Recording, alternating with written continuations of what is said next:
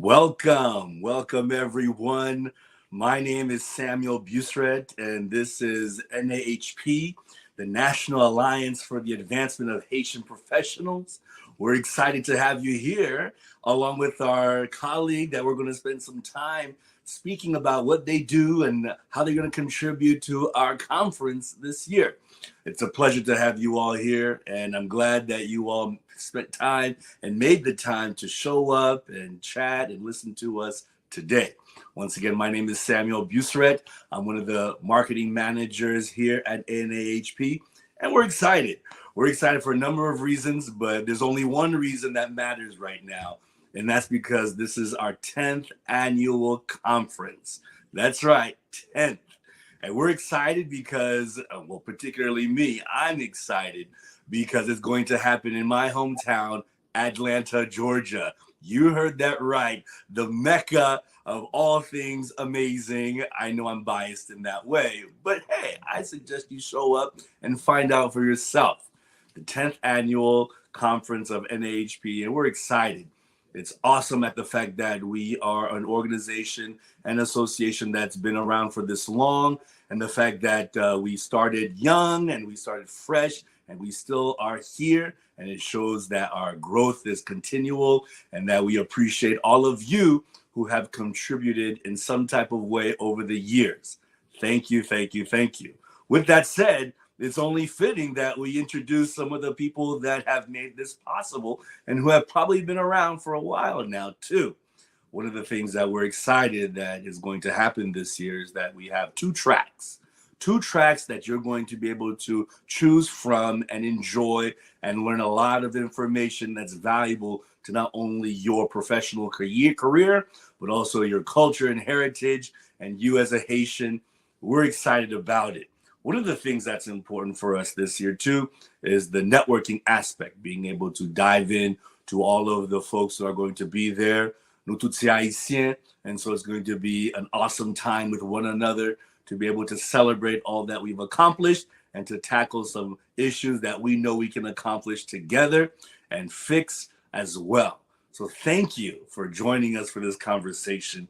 One of the beautiful things about this type of environment is that we get to listen in on the inside scoop of what we have to offer in the conference. So this is your sneak peek, if you will. One of the two tracks that we are going to have, we have two tracks. One of them is going to be professionalism and professional development. And the other one is going to be Haiti and Haitian diaspora engagement. Those are going to be our two tracks that we're going to treat during the conference time.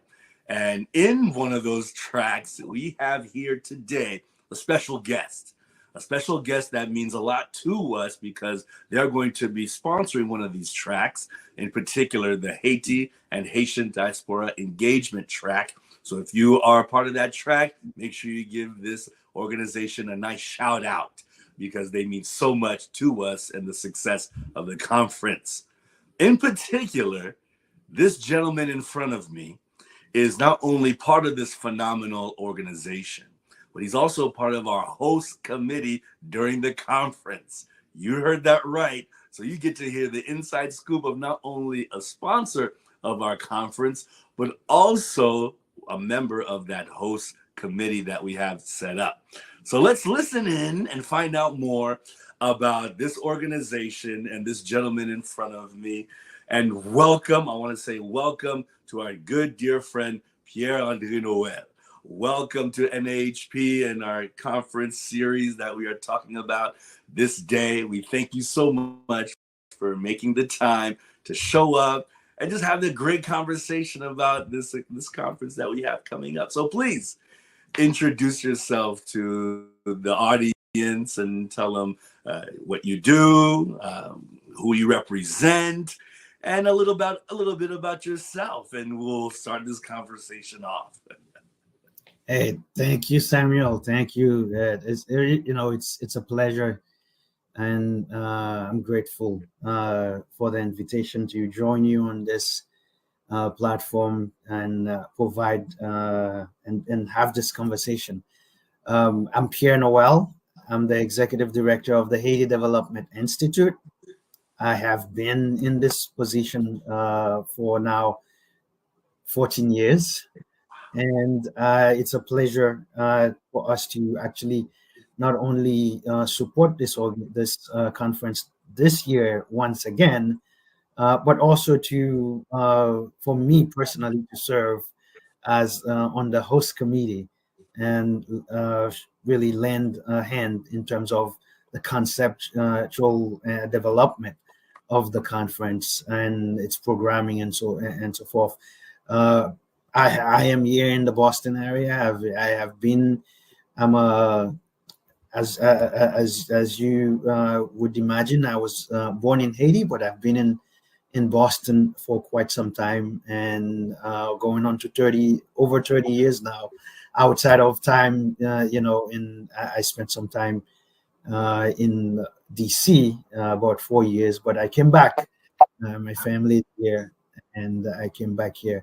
So I'm from Boston. Looking forward to coming down to Atlanta. It will be my third trip, and for us, this is an interesting conference because provides a platform for the type of conversation that we've been pushing for so long. Because when we first created the organization, one of the gaps that we wanted to fill was the lack of conversation, the lack of collaboration, lack of partnership, which also give rise to lack of planning.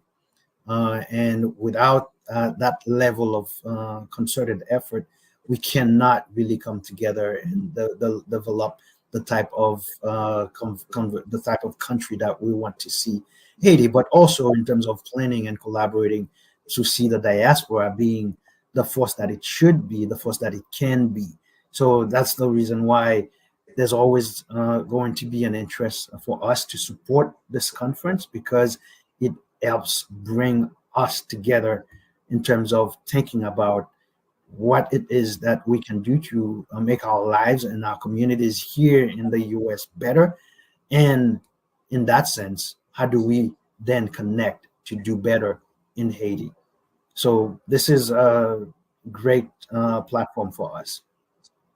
Oh, that's fantastic to hear, Pierre. I think that the like-mindedness is there already, and you can tell by the buzz that's happening around the nation that the diaspora want to get involved, need to get involved. And because of events that have transpired, there's a new sense of urgency, a resurgence of getting involved and making sure that not only our legacy continues on, but there's something to show for it throughout the generations. So I agree. The conference is going to be a fantastic time to be able to get to know, because there are still people out there that don't believe that there are Haitians in Georgia. Abdullah. So I'm excited to show them some Southern hospitality. So if, like you said, you're in Boston and that New England can come on down and represent, I'm excited about it. Oh, absolutely. The thing is, when and this is the same thing that I get to talk about even here in Boston, for example, that we talk about Greater Boston, and then at the same time, the Haitian community has grown so much outside of Greater Boston. Now we're in Western Mass, we're growing in South Shore, we're growing in North Shore. It's the same thing in terms of when I first came here, it was New York, was Miami or Florida, if we want to say the state, and Massachusetts, but more or less everybody says Boston, right? So it was really these three, but at that time, at the same time, we knew Georgia was actually booming because we all had families moving to Georgia. And at the same time, we also knew that there were Haitians growing in Illinois, in Chicago specifically. And now we all know that there are growing Haitian communities pretty much across the country now. So this is why this platform is so important for us. It comes back to one of the things and about the Haiti Development Institute. When the reason why I wanted to join and work for the Haiti Development Institute is because it provided the opportunity to actually put Haitians at the center of conversations so that we can actually be the leader of our own development, the leader of our own destiny. Yon pi bon auteur que moi préféré is Antenor Fumet. And one of the things he says is notre destinée et notre propre doit être notre propre ouvrage. Destinée nous c'est nan men nou lié. C'est ça. And that to me is key. We have to come together, and there's no way for us to come together by having to be in the same space, share the same space, so that we can have the conversations. We're not supposed to have the same thoughts, but if we combine them, we can strategize around how we actually can improve our welfare for the whole. And that's the reason why I want to harken back to the work we do. Yes. The Haiti Institute, it's now the Haiti Institute, but it is actually the legacy of the Haiti Fund at the Boston Foundation.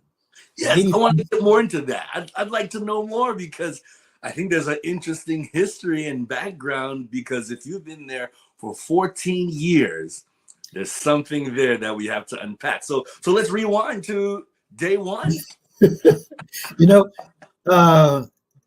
Day one, unfortunately, and this is the sad part, but also there's good in it. The sad part is the Haiti Fund was started 2 days after the devastating earthquake that took place in 2010, in January 2010. At that time, I was working for another organization. Just a background on myself. After law school, I worked for a few firms, and then I decided that I wanted to do a career change, and I went back to school for international development. And since then, all my offers were in Haiti. So I took a job in Haiti. I moved my family to Haiti. We stayed there for 3 years, living and working in rural communities across Haiti, working with women, farmers, and teachers and young people across Haiti, especially in rural mountains. But while there, I came here for Christmas vacation, and then I was supposed to leave, going back home on January 14. And as you know, the earthquake took place 2 days before. And while here, I'm going through the emotions, and we're reeling from the impact of that earthquake. But 2 days later, I'm hearing about this Haiti Fund starting at the Boston Foundation. It's one family who wanted to do something for Haiti at the time, and they wanted to do something different. So they put together $1 million, and they started this fund, and they said, we will raise to match it. Wow! In a month, they raised $1.2 million. So, and that was supposed to be spent over 5 years. And the goal of the Haiti Fund at the time was to support the Haitian American community here in Greater Boston, to help it in terms of help. It was more of like a good neighbors intention, in terms of, we have this huge Haitian American community here. How do we best support them in this time of need? Ou konen e proverbe haïtien qui dit léger prend coup dans courir de l'eau, et puis ou konen l'autre proverbe qui dit c'est l'on a problème, l'on a malheur quand tu gen bons amis. So this gesture of creating this fund was really this community here saying that they were going to come, and showing that they are good friends to the Haitian American community here. And that's how it started. Started by helping people here in Boston, helping them with as they were coming from the earthquake, supporting them with immigration, supporting them, especially kids who left Haiti immediately after the earthquake, helping them get into schools, and provide case management with mental health, psychosocial support. And then we also were deeply involved in advocacy. We supported the Haiti Advocacy Working Group that was doing a lot in DC at the time. It was really helping to make sure that we could see a different way, a better way of spending the relief effort, so that we could do more in recovery, so that we could do reconstruction instead of spending too much in relief. So that was that was our advocacy at the time. We even actually spoke at the UN meeting, advocating there. But the bulk of our money really went into Haiti, and at that time we made a couple decisions. One, decentralization. So for that matter, we didn't support anything in Port-au-Prince, because we thought that if we could spend in developing the countryside, that would actually go a lot further, because there's a lot of people who died in Port-au-Prince simply because they couldn't find what they needed to do in where they were. So they had to come to Port-au-Prince. So decentralization and deconcentration was key for us, and it remains a principle for us now. The other thing we wanted to do was local leadership. So we supported local leadership. We supported only local organizations that were led by Haitian leaders and in rural communities.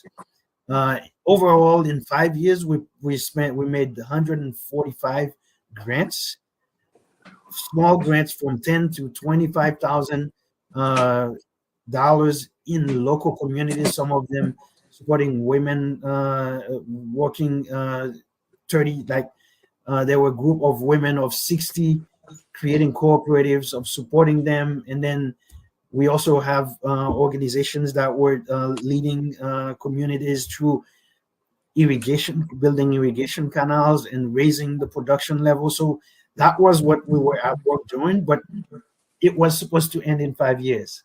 So in those 5 years, before those 5 years, we decided that we would do a study to identify what our legacy would be. And that legacy then became now the Haiti Development Institute, which has now been created and is locally registered as a Haitian entity in Haiti. And we now have an office in Arcahaie. We currently have 36 staff in Haiti. That to me is a remarkable story, and to see the development, the progress, and to hear how it's turned into something this amazing and have grown over the years is a testament to a few things. One is that grassroots involvement, they do work. And when you have a team of people who know the goal and know what it takes to accomplish it, and then also people that are ready to get involved and understand what the mission is for, and then to see it last long over the years and continue and not just die off. I mean, longevity is proof that it works. So congratulations on you all being able to be that. Yeah. I'm glad you mentioned mission. And one thing, part of our work, and the reason why I wanted to do this work is because I felt that there's a need. We had a number of gaps. One, there's a lack of resources going to rural communities in Haiti. When folks tell you that they're doing a lot in Haiti, that's true. There's a lot going on in Haiti. However, a lot of it is concentrated in Port-au-Prince. That's why so many times we had an article that we had published recently that was titled "Haiti, Port-au-Prince is not Haiti," and I wanted also to emphasize institution over individuals. And that's why we wanted to create an institution. So HDI for us is that, and to be that institution, a stoic institution that should stand the test of time, that is dedicated and led by Haitians, dedicated to community development across Haiti.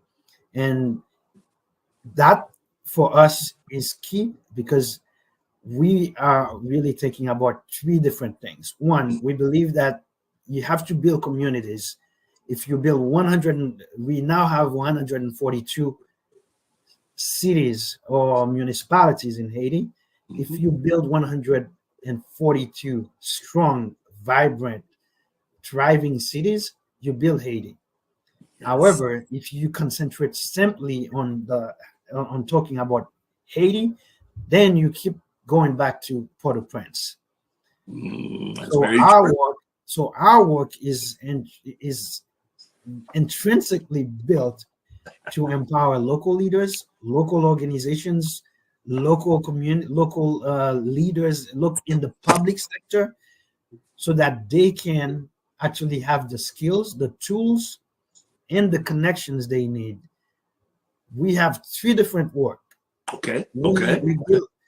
We build one of our pillars is capacity building, and by that it's simply giving people the skills, the tools they need.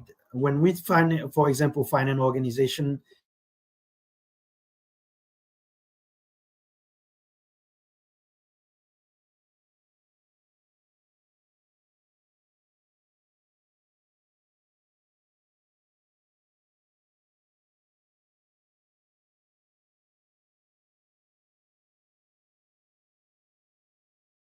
and then we provide coaching, and our coaching goes deep. You know, most people provide, like they send you to a training, Right. and then they say you go back, you change your organization. For us, it doesn't work that way, because we understand that it goes much deeper than that. Change, social change takes a long time, and it requires long-term accompaniment. You have to be there, because so many things impact the work that people are doing. So what we do is we come in, we work with you, we provide training, and then we send our staff to your organization, whether it's in Jacmel in the mountain, whether it's in Zoranger, whether it's in Maniche in the mountain. Our people, they stay with you for maybe a week or two. They help you put your system together, your financial system, your operating system in terms of your administration, and then help you understand how you can develop your projects, your evaluation system. We put all of that together with you, and then when we leave, we don't say goodbye.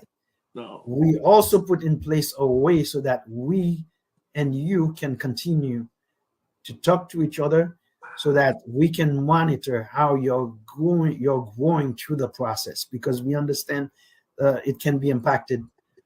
So we continue to stay in touch. You share information with us. We provide back office support to you.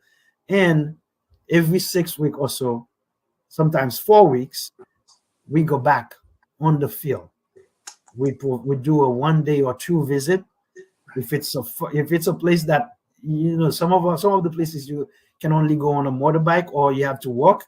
So we stay there just to make sure that you continue to leave what has been and implement what has been put in place. That's the way we do capacity development, because we think it strengthen the effectiveness of the organization. And then the other part of that is, if you provide that work to the organization, that organization needs funding. Right. So we provide funding so that organization, when we say you have to implement your financial system, we provide some funding so that you have enough you have some implementation going on. And then we also help you connect with other funders, so that you can get more resources into your community. But at the end of the day, for us, it's not the organization that's the important piece, it's the community. That's why we also, part of our work is also a community development planning. We work with you for 6 months or so, and then you organize your community so that you can get to a point where you can tell, these are our needs, these are our assets, and that way you can prioritize your needs, and then you can take care of them one at a time as funding comes. And we are still there with you because we understand there are gaps. For example, most of the funding comes from places that speak only English, and some people in the mountains, they don't speak English. That's So true. that's where HDI comes in. When we find a resource, we send it to them. We say, are you interested? Because we're not going to do it for you. Are you interested? If you say you're interested, then we are here to accompany you through the process. We help you put the proposal together. We can help you send it together. But at the same time, we want to make sure that you are the one taking ownership of it. Right. And then to ensure that you can send that email out, we also make sure that we look at your infrastructure. If you don't have a computer, we look for resources to see that you can equip your office with a computer, with a laptop, and also like two solar panels so that you can actually run and have electricity to run this. So we look at the whole. And the reason why we wanted to create that institution is because we knew that you couldn't achieve your goals if you only come and parachute out, or you parachute in and you parachute out. That's why HDI had to be institutionalized, because our doors are open today for organizations that we used to work for 8 years, 10, 12 years ago. Because when they have grown, they have outgrown our resources. However, when they have an issue, they come back and say, can you help us with this? We're still there to help them. That's the kind of support that we think organizations, communities actually need across Haiti. And it helps because it's a way for communities to make sure that they're not just getting a handout, they're also getting the support, the accompaniment they need, and making sure that our doors are never closed for those who need the support to actually catalyze change in their community. Oh, that's well laid out right there. I think oftentimes we misconstrued a lot of what it takes to be able to implement good practices, resources, and tools, and eventually change in a community. We're talking about layers of infrastructure, and then even the mindset itself has to be there too. So the fact that we have you all as an organization that is able to get into the nitty gritty and fine tuning of aid in Haiti this way is life changing. I've been involved in the community development aspect practically before I was born. and so to hear this type of movement is refreshing, because far too long, like you said, people parachute in and parachute out, and there's no lasting change or longevity to the aid and support that we can bring as diaspora to our beloved country. There's something to say when aid is given, and I think this analogy is shared throughout all kinds of languages and cultures, right? If you teach a man how to fish, you'll feed him for more than just a day, versus when you just catch the fish for him, they have no skills to attain to. So it's refreshing to hear that. I mean, come on, when you look at some of the things that organizations are doing, it's like, do we dare say, a people grab or a money grab? And it's so sad to see, because it shouldn't be this way. So to hear you talk about how Asia has laid it out step by step, process by process, incremental change, I think is what comes to mind. It's thank you. Change is key. Change is key. And, now that we're going to 15 years, and, I kind of think about NAAHP when I look at our journey, because we're just a few years older, like a big brother, so to speak. But in a way, it's pretty much that level of commitment that it takes for from people to, the steadfastness that it requires to build an organization. Absolutely. And to ensure that it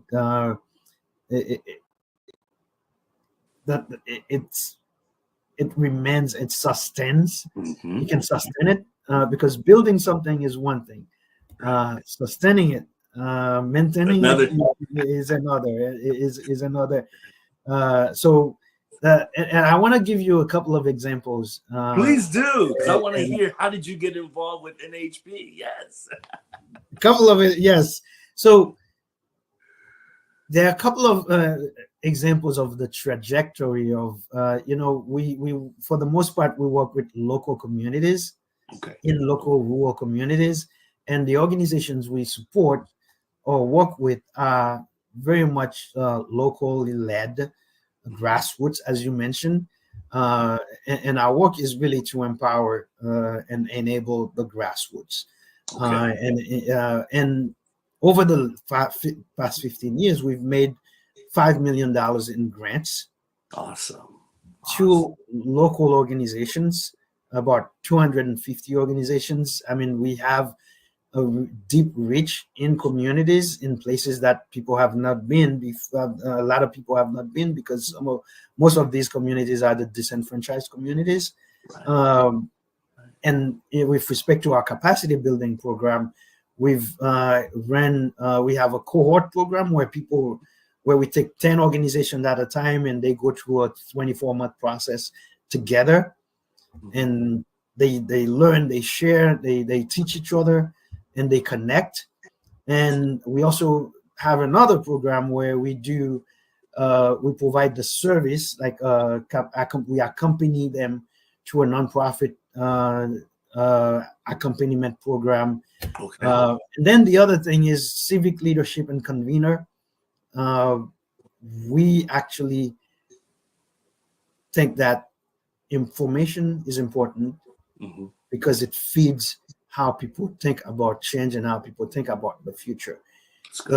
That's a pillar for the work. When you give people, you help provide funding, you help them build capacity, and then you can help them come together, create the space to talk. Like some communities, people don't, there are times they don't talk to each other, but if you can create the space, yes, you can actually learn so much. And then if you learn that much together about yourself, then it helps you to think about how do you plan to be to build your destiny and change it.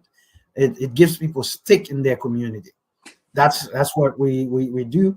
And then to do that, you need research and data, because data is gonna help you, for example, know how many schools are in Manish, for example. True. How many children are in Manish?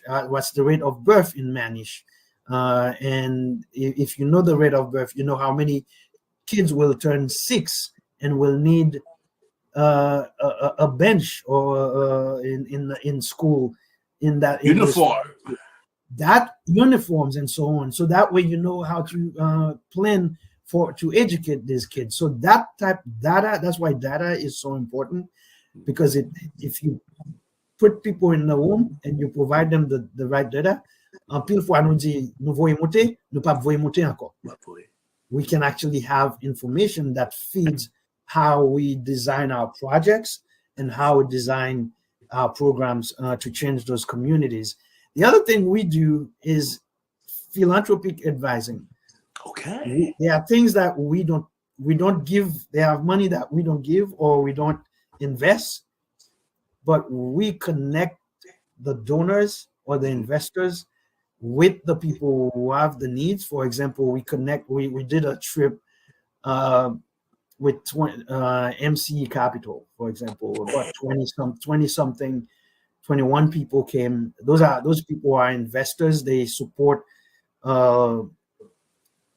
organizations, and they provide funding that guarantees loans to people across the world. Wow. So when you get a loan in let's say in Chile or in Haiti now, your loan, there's a guarantee, and that money comes from those people. After that trip, they invested in $1.1 million. Wow. And then and so forth. We used to hold these trips once a year, but we can't do that anymore, as you know, because of the way things are in the country. But we serve as a philanthropic advisor and an intermediary where people would want to give in Haiti to a local community or to serve something. They can't do it because of some legal constraints. Through us as an intermediary, we're able to make the investment on their behalf, and then we do the due diligence on their behalf. We also do all the monitoring, site visits, and so forth on their behalf. So we serve in a way as a way to bridge gaps and get resources in rural communities. But the key for our connection to NAAHP is our convening role. Okay. We believe we need to come together, because at the end of the day, if we don't speak together, there's a likelihood that we will actually waste a lot of resources. I agree. When we first started, we realized that there was a lack of communication and collaboration. People were doing the same things, and because they don't talk to each other, it doesn't actually provide as much. The outcomes are not great. The impact, therefore, is not much. So we also realized that the people who were giving money in Haiti were also not talking to each other at times. Yes, that's because they were funding the same people, the same problems, the same issues in the same geography at times. In the United States, we call that double dipping. So we created the Haiti Funders Conference, and it was a way in 2013, for us to bring all the people who were investing in Haiti in the same room, talk to each other. We also brought the Haitian government to the room so that they can actually share the priorities of the Haitian government, so that the people who were spending could align with those priorities as they know them. And also, we also brought the people who were doing work in communities in the room, so that they can share what implementing in rural communities across Haiti looks like, so that there could be a way to share information, but also to inform how funding can be improved across the country. So that's been there for us. But we do webinars. We have sector convenings, like health sectors. We every now income in Haiti as well as here. We really think that if you can bring people together, they can identify the issues, but they can also identify the levers for change and push those levers.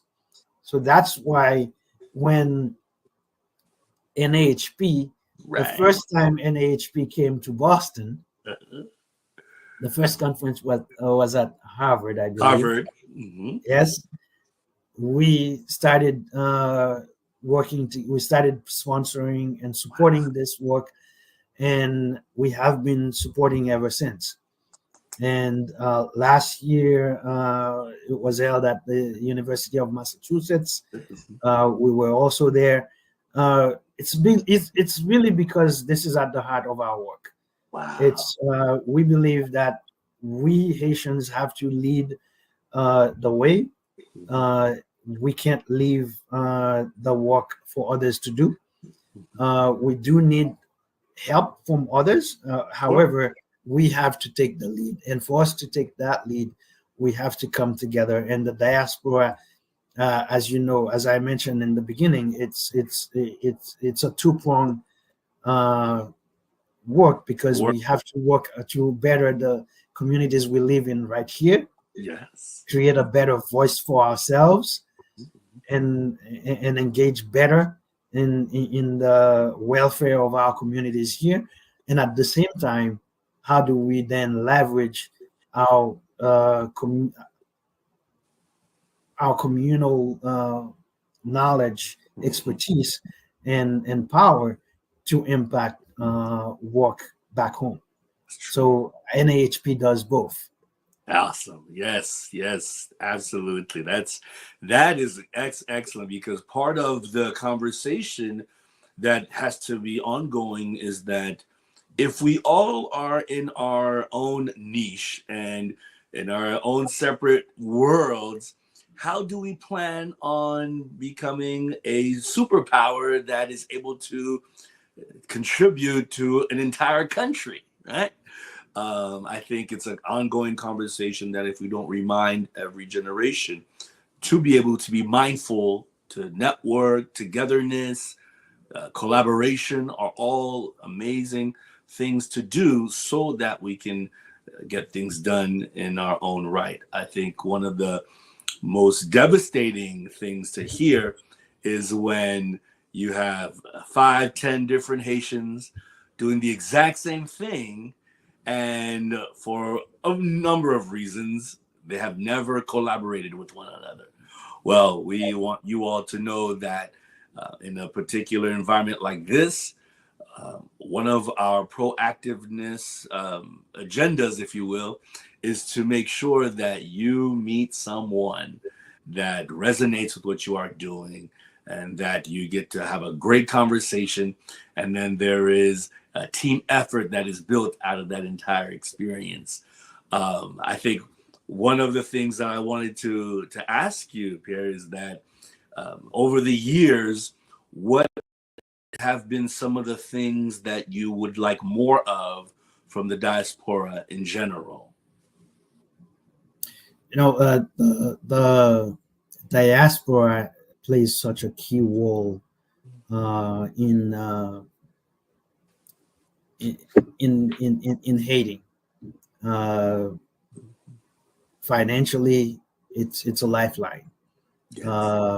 However, if we the one thing that's missing is organizing, Okay. and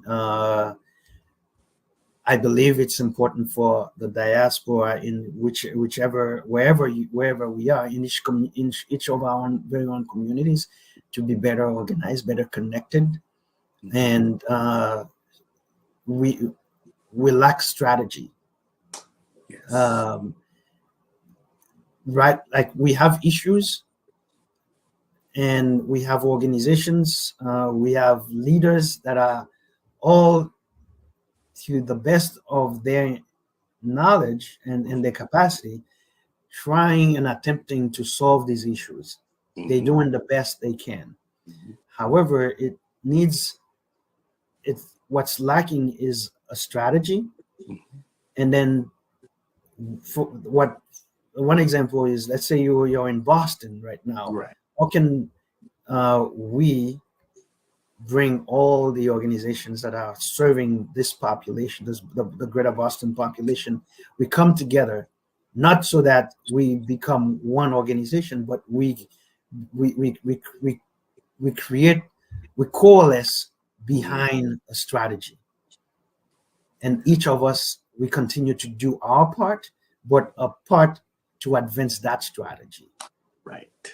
And that's the missing part, I think, because, and if we can get to that, we can be more strategic in our response to pretty much everything, to how we serve our community, to how we respond to how people think of us, and how people treat us, and also we can actually think about how do we build the communities that we want to see for our children, and how do we create a legacy in those communities right here in the United States where we live, but that will have a footprint of our communities, of the Haitian communities. And that to me is how the diaspora in the greater Boston or Massachusetts, if you want to say that, can be better.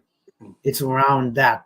How do we coalesce around a vision of a community that is better than each of our work, but would actually immensely impact our work, because together we can do a lot more. And then from that point, imagine we could do the same in New York, we can do the same in Georgia, we can do the same in Florida. And as we do that, we all connect.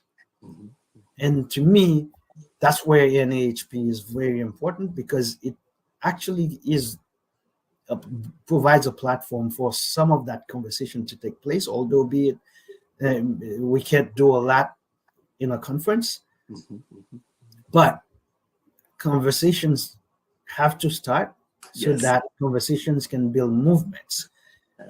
You can't build a movement without that first conversation. I grew up with my grandfather, and the first thing he says, if two people sit together, they can it's the start of everything big. So the diaspora, I think that's the first thing. And the other thing I think that also is we miss a lot is we think of the diaspora as only diaspora that seeks to serve Haiti. Right. And I think that would be a grave mistake for us, because we are here. We have second, third, and fourth, I think. Yes, fifth generation. Fifth generations, because if you imagine the Toussaint Louverture's family, were here, and W.E.B. Du Bois, his family was in Massachusetts. So we have been here. We have roots and we have boots on the ground here. We also need to build our legacy right here. At the same time, we look to better the lives of our brothers and sisters back home. To me, that's a way to approach it on parallel tracks. But without a more strategic approach, I think we're missing the objective altogether. And I think the kind of platform that NAAHP provides should be, and especially that second day, the Haiti and the diaspora day. To me, that's a way that's the kind of platform that is required. And one thing for sure is we have to think about Haiti differently. Based on my work in Haiti the past 19 years now, I can tell you that there's a lot happening in Haiti that we don't know of. That's true. And it's not talked about for the most part, because there's so much bad that comes to the surface. We don't talk much about the good that is taking place. And they are very, very, I work with young people, and I'm telling you, they do amazing work. And given the resources and the connection, they can actually change their communities, and they envision a better world. We need to provide them that platform, but we need to think about Haiti differently. So that's one of the reasons why this platform is so important in November. We have to think differently. We have to think big. Right now, as I said, HDI has been making small grants in rural communities across Haiti. One of our partners went from getting a grant from us for $10,000, went to 15,000 and 25. And today I'm telling you that partner is managing a processing plant that is worth $2 million. Wow. And is serving communities where they're handing checks to people over, like, can you imagine a farmer receiving a check of $1 million, of $1 million good, 5 million good? This is unheard of. However, it's happening in Haiti. Yes. And I want to make sure that we can talk about things like that. And that's why, while we're doing the small things right now, in the small grants right now in Haiti, we are putting now emphasis on economic livelihoods, and not just economic livelihoods by creating small temporary jobs, but we're thinking now about economic development that is inclusive, that is equitable, but at scale. Good. One of our initiatives right now is we're part of a collaborative that brings 10 partners together. We purchased 40 acres of land to build some sort of a campus, but it's a development hub that brings together healthcare, that brings together agriculture, economic development, education, in the same space, but it's going to be a hub. And then the first anchor for that, we work with Breedspan. We have a market. We have a master plan put together. We have a strategic plan put together. But the land, as I said, and we're ready to go. We are looking now for financing. It's going to be an $18.7 million project. But the key is for me, and why I'm happy talking to you about this. We've done so much work now where we have enough partners that we should talk about the big things, and we should talk about Haiti in different terms, in way not of grants, not of gifts or donations, but in investments. Yes. So our first project, our anchor for this campus, is the Agri-Food Entrepreneurship Center. Okay. That center, what it does is it creates a way to change the way agriculture is thought about. Okay. What it does is a farmer, we're gonna accompany 25,000 people in the coast of Arcahaie. Okay. 25,000 people, and what we'll do is we'll get to farmers. Farmers will have a way to access quality seeds, quality equipment, quality inputs, and they'll be able to access. We'll create an entrepreneurship center that will have that, and that has already started. Incubator, accelerator, and it will create small, medium enterprises, and also we'll have a processing plant. From 2018 to 2021, we lost $450 million in crops, and that's post-harvest. So what I mean by that is we're telling farmers to produce. They do produce, but because we don't have the facilities for them to store the goods, and we don't have the large facilities that actually is able to process them, and it's not, and what exists are too far from them, they lose all of that post-harvest. So that is one way for us to change that, because we'll be able to have on site a processing plant that will have also a storage. We will process goods, and we will do all the packaging, and we will get that to market. And at the same time, what it does, we won't do that by ourselves. Young people will have a different way of thinking about agriculture. Yes. Imagine, for example, you no longer have to use a woo as a young man or a young woman, Sepet. what you're gonna do is you can develop a small an enterprise that, for example, a farmer needs fertilizer or compost. Mm-hmm. All you do is you provide the compost or the fertilizer. No longer should a farmer do A to Z Right. to harvest. What can happen is young people can go to school and still be in agriculture by providing services directly to a farmer that does not have to involve them having to use a hoe that their father and their grandfather was using. They can create a business that simply takes the goods from the field to the processing plant, and they'll have all the accompaniment they need with the funding to create the business and all the help they would need to do that. So it's a way for us to begin to change the way things are done, not donations, but investment. Let's invest in our young people. Let's invest in our women, especially because there's no change in Haiti if we don't empower and facilitate access to equitable opportunity for women and girls. It's not going to happen.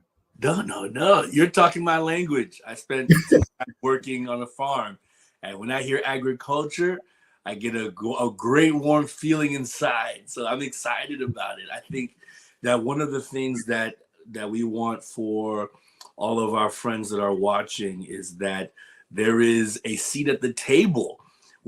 Haiti needs all of us.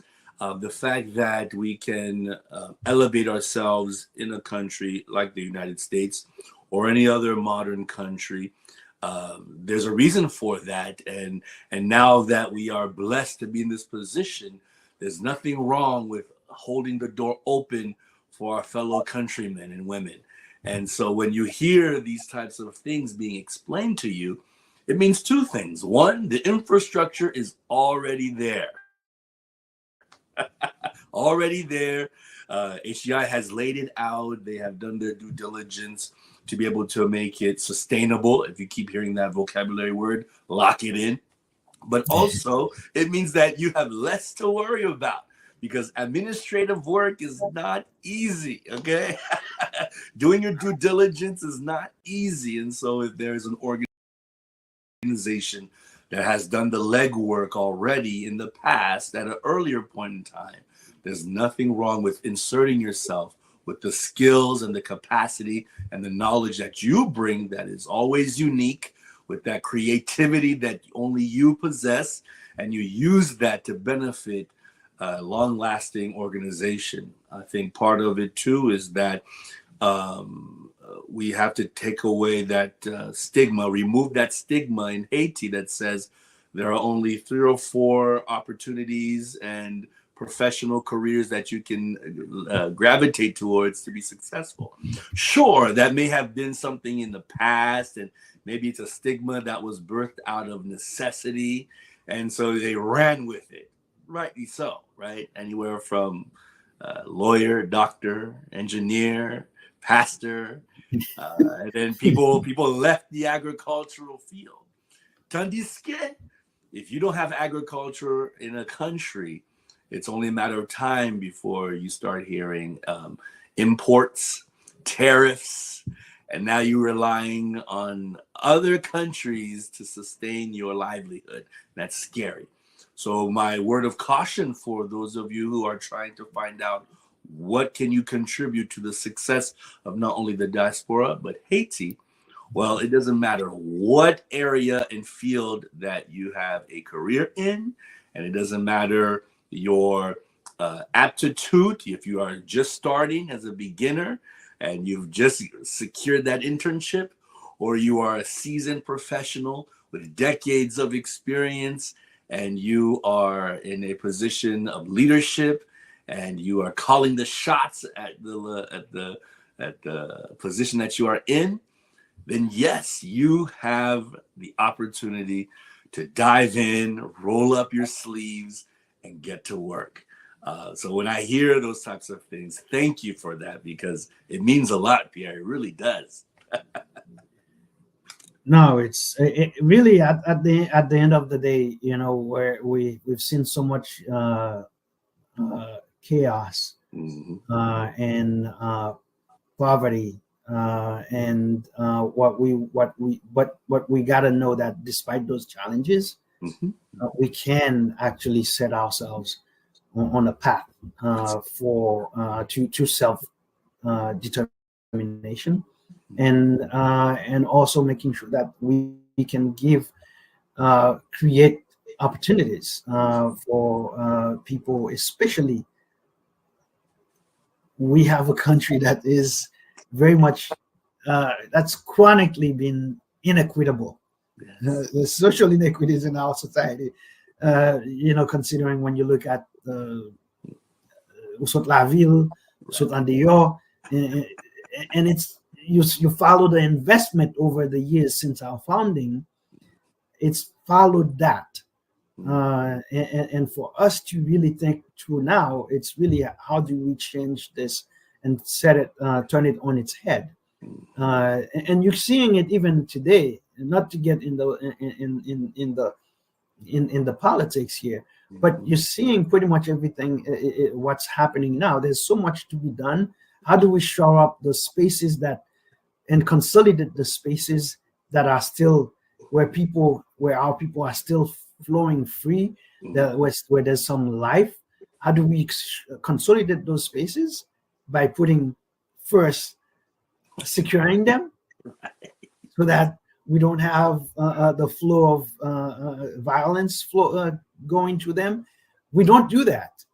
Now that we have some opportunity to do that, we don't. But we start investing all of that resource again in Port-au-Prince, when we could have done the other way. Start in the countryside, secure livelihoods, because we're talking about when producing people. Let's secure those areas so that we can raise production. Let's create opportunities by investing in infrastructure. Especially, you have young people. We have roads. We have tribunal. We have hospitals. We have schools that needs painting, that needs rebuilding, that needs a new roof, and so forth. There's a lot that can be done that creates jobs that for young people right now today in Haiti, that can give them a stake in their community. Remember, there's one thing, and you're probably familiar with this. Martin Luther King said, "There's nothing worse than having people living in a community that where they don't feel they have a stake in it. If they don't have a stake in it, they won't protect it, and they will flee it, so to speak." Yeah. So what we could do, and what we should start, what we've been trying to do at HDI, is trying to give people that stake in their community, and I think the best way to do that is making sure that we can create those opportunities, especially outside of Port-au-Prince. And this is just for me, because decentralization is a principle for us. Awesome. But at the end of the day, we can do so much more if we give the people who are thirsty for justice, thirsty for opportunity, creating the enabling mechanism for that to happen. Right. No, that's true, because truth be told, when you know that a country is thriving, it's when every corner of that country is profitable. There is not an area that is left untouched or developed, right? There are opportunities for every part of the departments of Haiti, and everyone contributes to the country in their own unique way. We live in America, the United States of America, and you can go to the Grand Canyon, you can go to the West Coast, you can, well, we wouldn't recommend, maybe after the hurricane passes through, then you can go to Florida, you can go to New England and see a perfect fall weather. And so every part of the country is thriving, and then they all contribute to the economy of it all. So that's important. So thank you for mentioning that. That decentralization thing, I'm telling you, comme Haïtien, on nous retire penser ça dans l'esprit nous. C'est pas seulement Port-au-Prince qui gagne, il y a l'autre côté dans le pays. Tant pis, s'il vous plaît. C'est tout l'autre côté on fait partie des pays. Même gens nous tout et quel que soit à côté nous hier, nous toujours senti et fierté des saliniennes, fierté l'ouverturienne, nous toujours senti et tout l'autre monde ça autour et qui a vécu sous terre ça naturellement et yo senti même bagarre là tout. Alors il faut que nous pensions avec comment nous bailler opportunité. But the key thing to go back is like NAAHP also has there's hometown associations that used to be very big 10 years ago. Right. And those hometown associations are doing a lot of work in rural communities because people are connected to those communities, but they also are living here in the diaspora. So when you go to an NAAHP meeting, you find leaders who are leading some of these, a lot of these organizations, and sometimes they help each other solve problems and they connect each other to resources, and that's to me the power of convening, the power of being in the same space, because there's a lot of things that you don't have to take the word alone. No, the journey is not just ours. We can share it, share in it.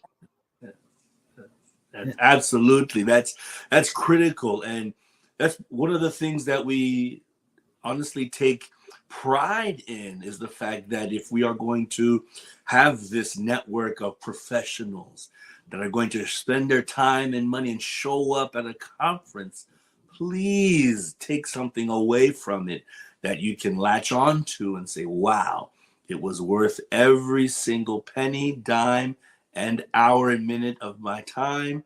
And I can't wait for the next one to share in that bubble of inspiration. There's something to say with being surrounded by like-minded people, having that thirst for greatness again, the momentum of getting things done. Maybe you were stuck and needed some more inspiration, and you hear a story of HDI and you're like, wow, this is just what I needed to get up and continue on. So that's awesome. Absolutely. And you know, the one thing is I have to say, I can't tell you enough how difficult it is to run an organization, to put things in, putting things in perspective and moving the needle. And for NAAHP to continue to do this work, when for the most part, we understand that most of the leaders actually are doing this volunteering to serve the community. There's no greater notion of service than that. You know, one of the things we do is we have a program that we are developing. It's a public service program for local government, and it's we're partnering with a university here in Massachusetts to develop this program. It's a program to help for local governance administration. We would where you take folks through a process of understanding and developing the skills needed to administer a city, and at the same time developing the tools for that level of administration, and rooting that in the Haitian administration, in Haitian laws, and you know the fiscal and legal framework that allows one to administer a city, getting people ready to serve their community in terms of understanding how do you deal with a constituent, what it means to be a constituent, and also how do you communicate with that constituent, and also how do you bring people together to plan, and basic social skills are also is part of this process. But one of the piece for us is that we're looking forward to engaging the diaspora as part of our mentorship program, the mentorship component of this program. So that those of us here who have the knowledge and have the experience of doing this at whatever level in government can share with us, not by taking what's here, but by sharing the experience to support the local context, but still rooted in local context. And at the end of the day, it's that piece. But the most important thing is we want people to come out of this program. It's a 12-month program, but we want people to come out of this program with a different sense of public service. Okay. I as someone who served in government, I'm a public servant. That understanding, that level of understanding, we want to get to. Naturally, we know the context we live in Haiti is different, difficult, but we have to prep the people who are going to govern us, because it's time that the Haitian that we as a people we tell them, our leaders, that we will no longer accept that they misgovern us. Right, mediocrity. So, and for us to do that, we also have to make sure that we prepare the people who would do that. And there's no better way to do that than starting at the local level. And that's the way for me. It's like when you look at it, if you have good governance, yes, good and strong institutions, yes, you have good leaders, yes, good leadership, good institutions that are effective at what they do, it will lead to good governance. Absolutely. And if we have good governance, we will have a number of communities that are well run for the welfare of those who live in them. And at the end of the day, we'll see a different Haiti. So that's a part of our perspective for the next 5 years. That's our contribution. That will be our contribution. Oh, that's exciting. That I can't wait to see how that develops, because I know it's going to be great. I think you all have proven that whatever you touch, after hard work and great implementation and all the wisdom that you all possess as an organization, is going to happen. It's going to be amazing, and a lot of lives are going to be changed because of it. So thank you for the inside scoop. So Pierre, I think I've taken up a lot of your time. So I'm gonna let you go and let the audience go, because I think we need to continue this conversation at the conference. Absolutely, I'm definitely looking forward to it. I mean, anyone who doesn't show up in Atlanta this year for this conference, I think will miss out a lot. A lot. Come down and get some of that Southern hospitality. So before we leave, I would love for you to share some of the contact information and outreach that you all are doing across the platforms. How can we get in touch with the organization and maybe you?